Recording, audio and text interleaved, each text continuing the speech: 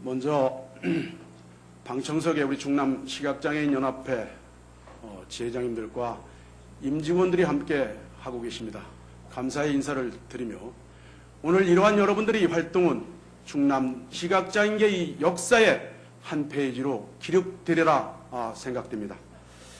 한나라당 비례대표 황화성 의원입니다. 존경하는 200만 도민 여러분과 정종학 부의장님 그리고 선배 동료 의원님 여러분께 반가운 인사를 드립니다. 불의 2010 대백제전 성공은 물론 금강의 기적을 만들어 가시는 이완구 지사님과 장애인 교육의 남다른 마인드와 새로운 패러다임을 형성해 가시는 김종성 교육감님을 비롯한 관계 공무원 여러분의 노고에 다시 한번 깊은 감사의 인사를 드리며 도정 및 교육 행정에 관한 질문을 드리도록 하겠습니다. 먼저 도정입니다.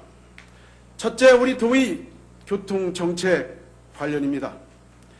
최근 우리 사회의 교통약자들은 도표를 보시는 것과 같이 전체 인구 대비 24.55%를 차지하고 있으며 이는 2010년을 제외 2011년까지 지속적으로 증가할 것으로 예측되고 있습니다.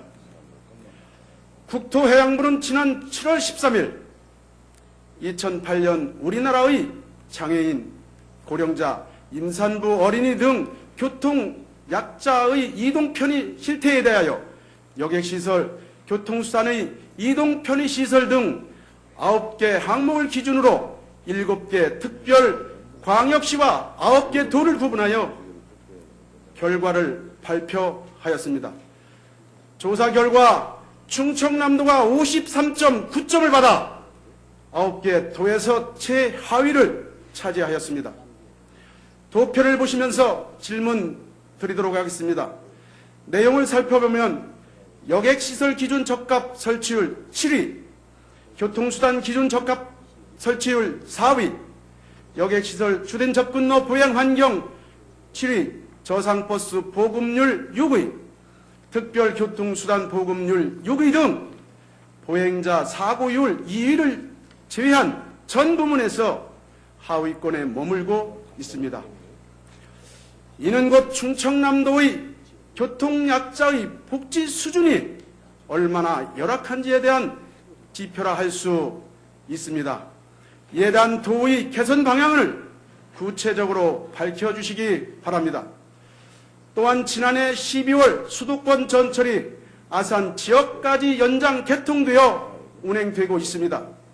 따라서 천안 아산 지역의 65세 이상 경로우대자, 장애인, 국가유공자 등 수도권 전철 무임자 이용자의 이동 편의를 위해 일회용 종이 승차권을 대체하고 버스, 지하철 간 환승 할인이 가능한 무임 비접촉식 교통카드제 도입 등 수도권의 교통망과 연계할 대중교통 이용 시스템을 구축해야 될 것입니다. 이에 답변하여 주시기 바랍니다. 둘째, 장애물 없는 생활환경, 즉 BF 인증 관련 제도와 관련 질문드리도록 하겠습니다. 그림을 참고해 주시기 바랍니다.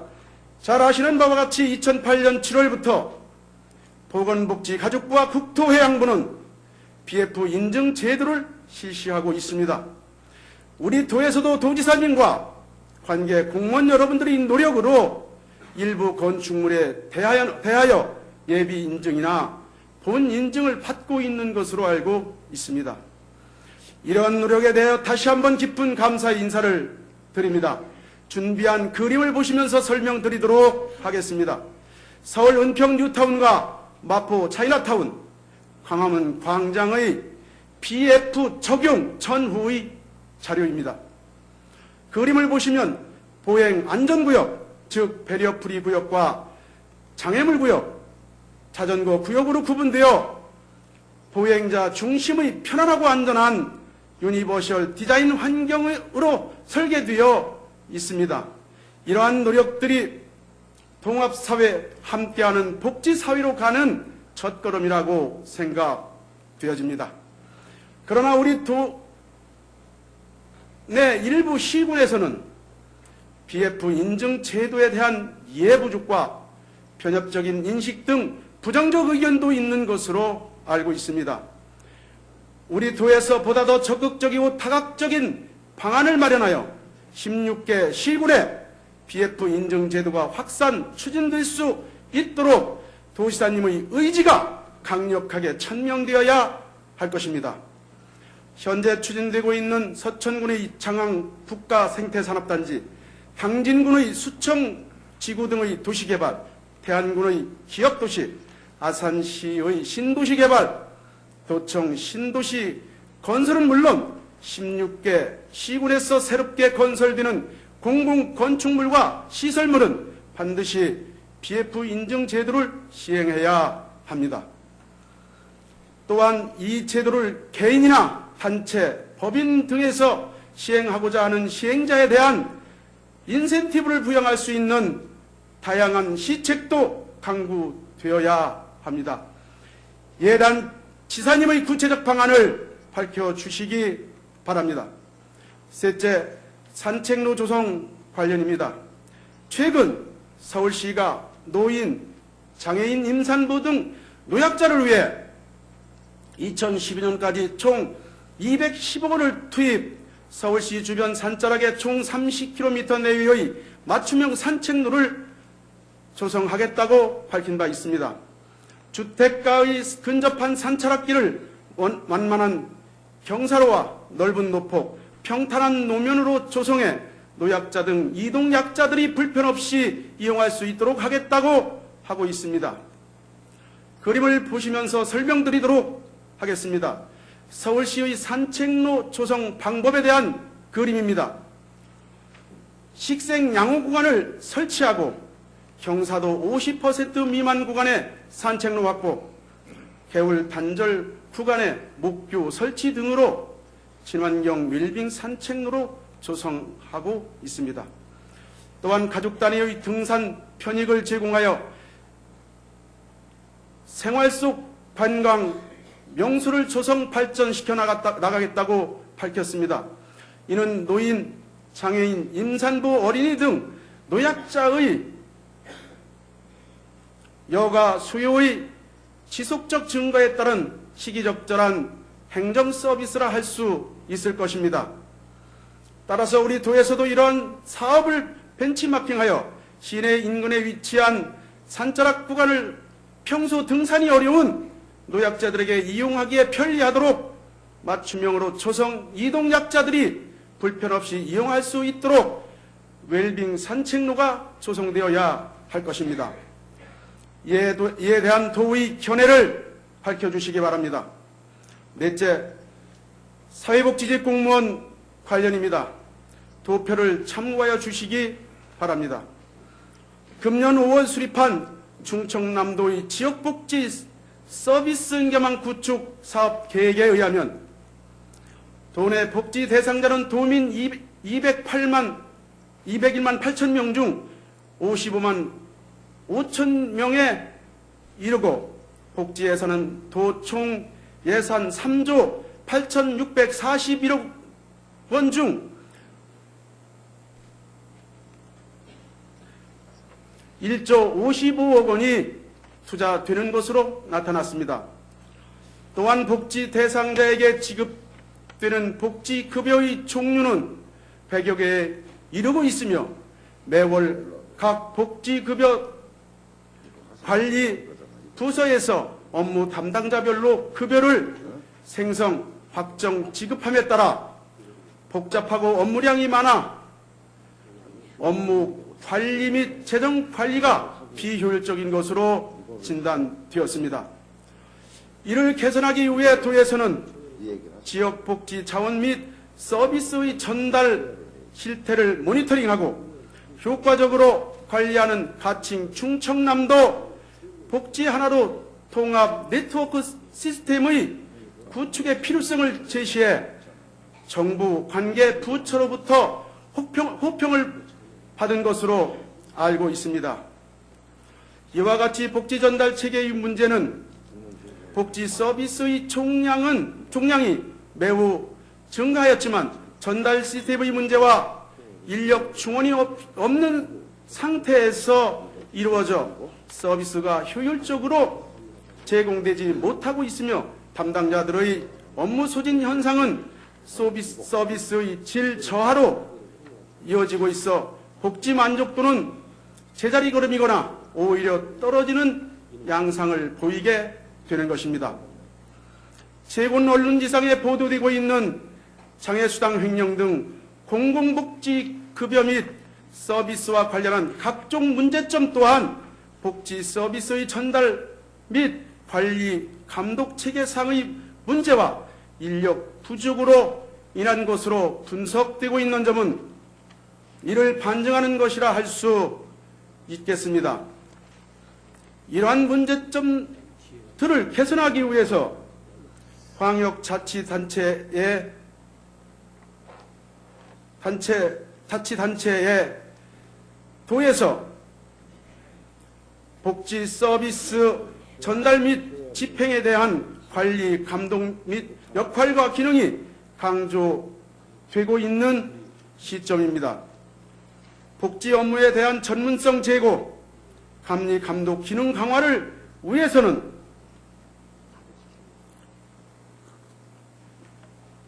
먼저 도의 사회복지직 공무원이 증원 배치되어야 한다고 본의원은 판단하고 있습니다. 2009년 6월 말 현재 도내 기초생활보장수급자, 장애인, 노인 등 복지 대상자 관리를 담당하는 공무원은 1277명으로 이 중 행정직, 기능직 등을 제외한 사회복지직 공무원은 649명으로 도청 근무자는 11명에 불과합니다. 이는 인근 대전시의 사회복지직 공무원 268명 대비 광역시청 근무자 17명보다 적은 수입니다. 문제는 이것뿐만 아닙니다.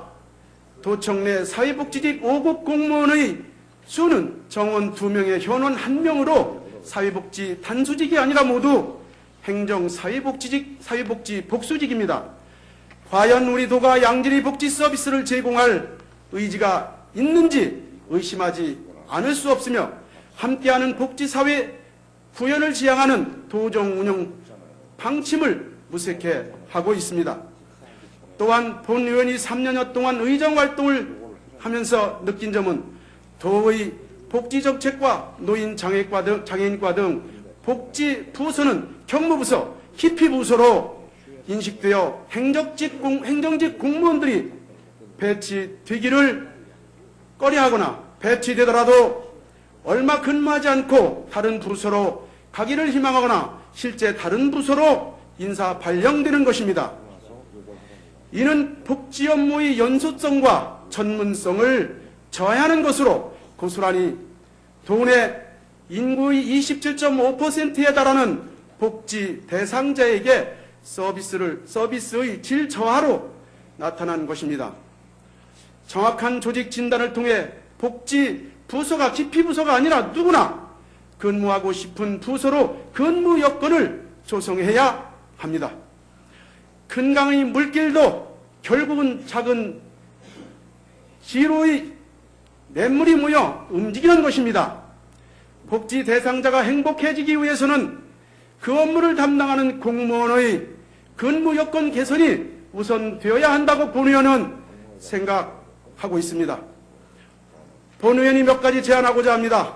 경제난으로 인하여 증가 예상되는 신빈곤층의 보호를 위한 안전망 구축과 사회복지 업무 추진의 전문성 제고 및 도의 관리 감독 기능 강화를 위해서 첫째, 도청 내 사회복지직 공무원을 증원 배치하여 둘째, 복지정책과 노인 장애인과 여성정책 가족관실 등 복지부서별로 사회복지직 5급을 단수직으로 전환하여 1명 이상으로 배치해야 하고, 셋째, 감사부서에 사회복지직 공무원을 배치해야 하며, 넷째, 복지부서의 근무자에 대한 인센티브제 도입 등을 제안하고자 하는 바입니다.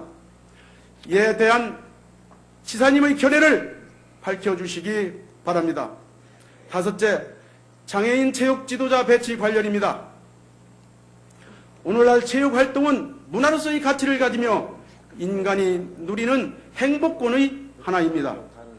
또한 장애인 체육은 고도의 경제활동인 프로스포츠의 형태로까지 발전하고 있으며, 스포츠 활동을 통하여 자아실현뿐만 아니라 사회통합을 실현하고 신체적, 정신적 잠재력을 발휘하는 기회가 되고 있습니다. 이로 인해 선진국들은 장애인의 스포츠 활동을 단순히 개인의 선택과 책임 문제로 보지 않고 국민의 삶의 질 향상과 건강한 사회 구현을 위한 국가 복지 차원에서 적극적으로 장려하고 있습니다. 도민의 안녕과 복지를 책임지고 있는 지방자치단체도 그 역할과 책임에 있어서 국가 못지않은 막중한 책임이 있다고 생각되며, 2008년 5월 우리 도가 장애인 체육진흥 조례를 제정한 목적도 도내 장애인의 여가 선용과 건강 증진 등 체육활동을 장려 보호 및 지원하고자 제정한 것이라고 본의원은 생각합니다. 그러나 도내 11만 7천 명의 장애인 중 체육에 참여하는 비율은 3.4%에 그치고 있어 우리 도의 장애인 체육 정책의 실효성과 의지가 부족한 것 아닌지 의문시 되고 있습니다. 특히 도내 제가 장애인들의 체육활동 참여를 유도하여 건강을 증진시키기 위해서는 생활체육 지도자들의 역할이 매우 중요할 것입니다. 충청남도 생활체육회에서 2009년 7월 말 현재 16개 시군에 121명의 지도자를 배치 운영하는 목적도 도민의 행복과 건강 증진을 위해서일 것입니다. 반면 우리도 장애인 체육의 현실은 16개 시군에 모두 4명의 지도자가 배치되어 활동하고 있습니다. 4명의 지도자가 도내 16개 시군의 거주하고 있는 장애인들을 지도하는 것은 현실적으로 어려운 일이라고 보여집니다. 또 이러한 현실로 인해 도내 46만 4천여 장애 유형별 장애인과 가족들의 욕구를 충족시키지 못하는 것은 당연한 결과라고 생각됩니다. 따라서 장애인 장애인 체육 지도자 배치에 대한 도의 그 계획과 방안을 구체적으로 밝혀주시기 바랍니다. 다음은 교육행정 관련입니다. 첫째, 장애인 교육 의무 연한과 관련입니다.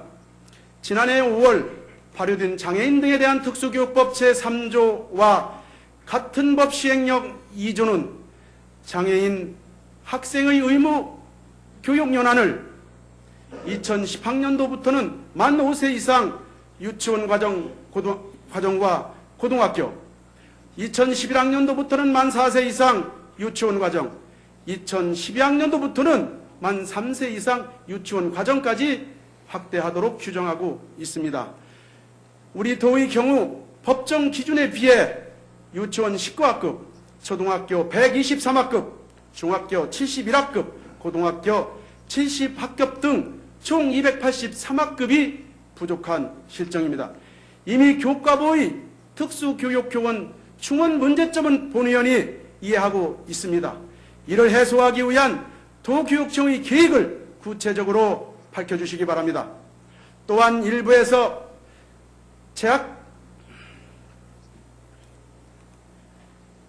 장애 학생이 재학하는 일반 학교 초, 중, 고에서 국가 수준 학력 평가나 학교 단위 학력 평가를 시행하면서 장애인 학생을 참여시키지 않는 사례가 있는 것으로 파악되고 있습니다.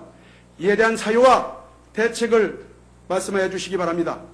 둘째, 특수학급의 체육 관련입니다. 학생들의 신체 활동은 즐거움을 줄 뿐 아니라 활동 자체가 곧 학습이라고 합니다. 더욱이 장애가 있는 학생들에게는 건강이나 발육 그리고 정서적 능력 개발에도 중요한 역할을 한다는 것은 연구를 통해 알려진 사실입니다. 비장애 학생들에게 영어 등의 주요 교과목이 중요하다면 장애 학생들에게는 체육 교육이 중요할 것이라 본의원은 생각합니다. 이는 체육이 건강과 직결되며 자립생활을 위한 필수 요소임을 생각할 때 그 어떤 교과 과목보다 중요성이 강조된다고 할 수 있습니다. 그럼에도 불구하고 특수학급의 체육 수업은 정상적으로 운영되지 못하고 있는 실정입니다. 따라서 신체 활동이 무엇보다 중요한 장애 학생을 위해서 적절한 체육 교육을 받을 수 있도록 대책 마련이 시급하며 방과 후 학교 등에 대한 체계적인 지원이 절실히 필요한 실정입니다. 우리 교육청에서는 일반 학교의 특수학급에 대한 체육 교육의 정상화를 위하여 장애인 체육 관련 대학의 자원 및 충청남도 장애인 체육회와 연계한 순회교사 및 지도자 배치를 통하여 학교 체육 수업을 지원하거나 지역 사회의 체육 시설을 적극적으로 활용하여 학교 체육의 어려움을 보완할 수 있다면 인력 해소와 시설 및 용기구 부족 문제를 상당 부분 해소할 수 있을 것으로 보여집니다. 따라서 2, 3개 시군을 통하여 일반 학교의 특수학급 체육 지원과 방과 후 교실을 시범 사업으로 운영하여 운영 보완한 후 도내 전 지역으로 확대하는 방안을 제안해 보고자 합니다.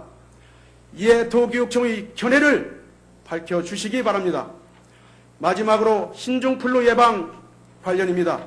도내 저소득층의 신종플루 감염 의심 환자의 진단 시 의료비 부담으로 인하여 초기에 진단받지 못하는 사례가 발생할 수 있을 것입니다.